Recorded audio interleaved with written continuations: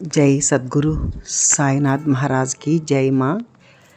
బాబావారు మనకి చాలా అత్యంత సులభమైన శైలిలో మనకు ఎంతో అద్భుతంగా ఆయన మనల్ని సాధనలో ముందుకు వెళ్ళేలా చేశారనమాట.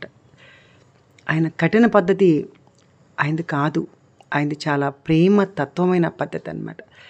సచ్చరిత్రే దానికి మనకు ప్రమాణం అనమాట. సచ్చరిత్ర మొత్తం ప్రేమ తత్వం, ప్రేమమయం. ఆ ప్రేమతో మనం అందరం జీవిస్తే చాలా హాయిగా అద్భుతంగా ఉంటాం అన్నమాట. మొట్టమొదటి అధ్యాయం నుంచి మనం తీసుకున్నట్లయితే ఎంత అద్భుతాలోనండి.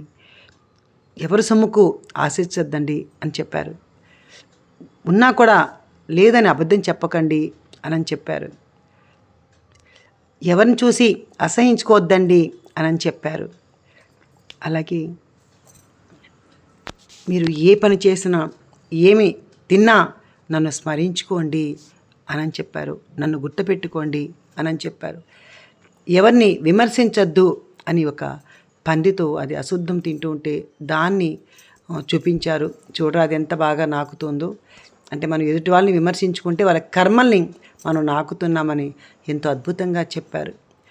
కాబట్టి సాటివారిని ప్రేమించండిరా అని రామదాసి విషయంలో నీకు మమత ఉండకూడదురా, అందరి మీద సమానమైన భావం ఉండాలిరా అని చెప్పారు.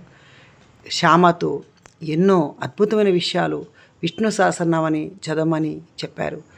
ప్రతిదీ మనకు ఆయన చాలా బోధలు చేశారండి.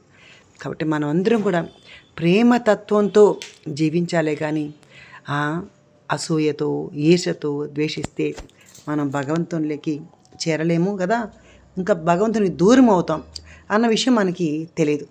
సాయిరామమ్మ.